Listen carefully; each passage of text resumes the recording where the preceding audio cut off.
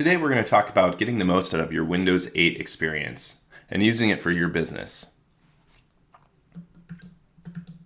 Today we're going to be focused on finding and searching, screenshots, using the built-in mail client and calendar client, and also some Internet Explorer issues that we've seen in the field and how to use DVDs on your new Windows 8 computer. So first, finding the stuff that you're looking for. To do this, if you're on the start screen, you can just start typing to open search. Let me show you. If I go down here and click on the Windows key, I'll bring up the start screen right away. And if I just start typing in something like EX, it brings up the list of applications and anything else that relates to EX. Notice it's searching everywhere. That's by default. You have a couple of other options like settings, files, web images, and videos. And this will allow it to search those particular items. To get back to the desktop, I just hit the desktop button. The other thing you can do is you can use the Windows S key anywhere, and that'll bring up the search. If you use Windows S, it'll automatically be set to everywhere. You can start typing in your application name here, and you don't have to worry about going over to the start menu. If I hit escape, it gets rid of the application information that I just typed in. If I hit escape again, it makes the sidebar disappear. I can also do Windows F, which brings up the files listing. And if I type it EX here, I get a completely different list because it's only looking at the files on my computer. Pressing escape gets rid of the search information that I just typed, and escape again gets rid of the sidebar completely. The last thing I want to mention is Windows W brings up the settings screen so that you can use that in order to find individual settings for your computer. For instance, if I'm going to be doing a presentation, I might type in DISP and bring up the display settings. The last way that you can get to the search area, of course, is you can go up to the top right-hand corner and pull downwards to the very top item, which is the search button. Clicking it brings up your search area, and then you can easily modify what it's searching for here.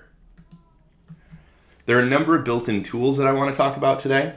The first one is a snipping tool, and this can be used for screen captures, and the mail tool, which can be used to access your Outlook, your business email account, and even your Google accounts, and it can do all of them at once, and we'll talk about that as well. So first off, we have the snipping tool. To get to the snipping tool, all you have to do is you have to bring up the search area. We'll do that by doing Windows S and type in SNI. And that brings up snipping because it's the first one that pops up to that option. Hitting enter brings up the application. The application is very simple. It's just a single window. You can see it here. If I want to do a new snipping item, I can just click the new button, or I can click the down arrow and choose what type of new snipping item I want. Freeform allows me to snip in a freeform type environment. Let's just try that so you can see what I'm talking about. So this is a freeform environment, so I'm just kind of like able to freeform what I'm trying to snip by moving the mouse around, and I end up with that as my snip item. I can write on it by using the pen, and I can highlight it by using the highlighter. When I'm done, I can save it, or I can copy it. If I copy it, I can copy it right into an email and send it to somebody if I'd like. I'm going to close this and not save it.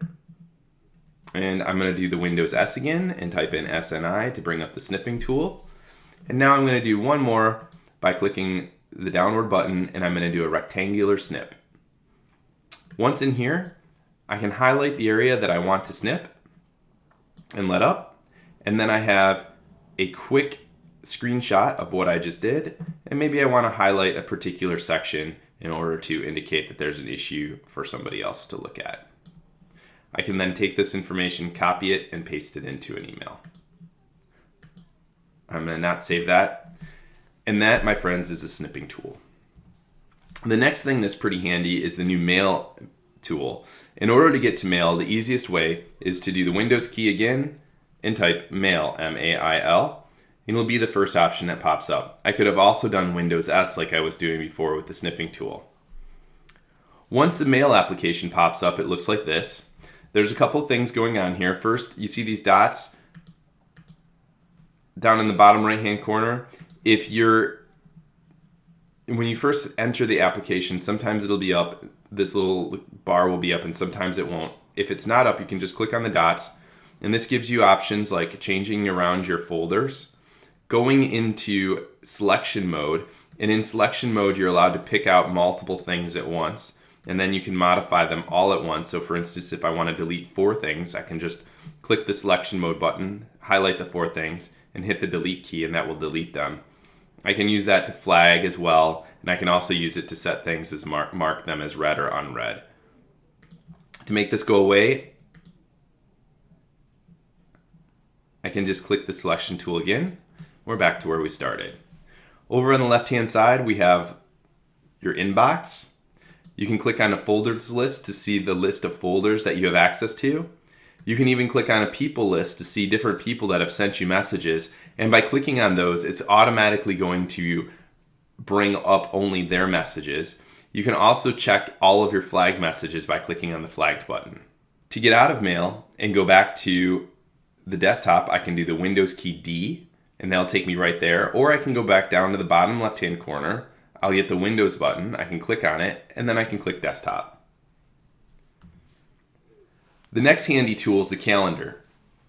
To get to the calendar, I can click the Windows key and type in CAL and choose the calendar out of the list.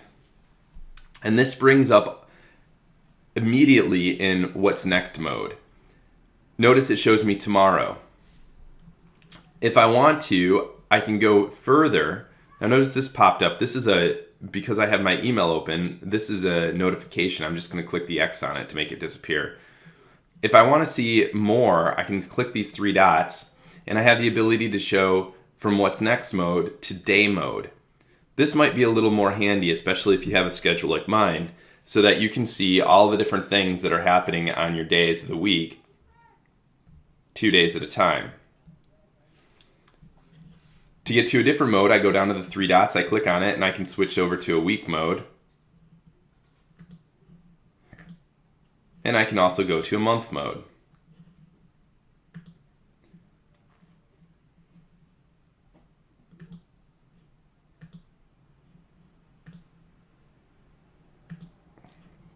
And there you have it, just a quick run through of the calendar. To get back, I can go up to the top left-hand corner and drag downwards, and I can click the desktop there, or I can go to the bottom left-hand corner and click on the Windows button and click the desktop here. I can also always, at any time, just type Windows D to get to the desktop. The next thing I want to share with you is Internet Explorer. You're all familiar with getting to Internet Explorer from the Start menu, which I just did, and now I have Internet Explorer up and running, and I may want to go to a particular site. And once I'm there, I'm able to see what we're used to seeing in Internet Explorer.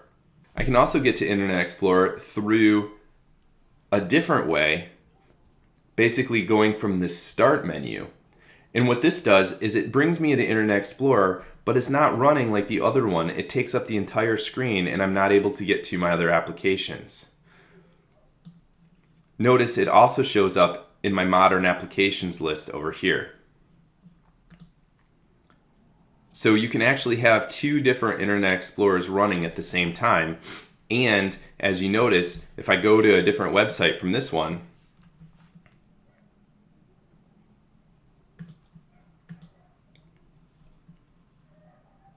it does not update it on the other one.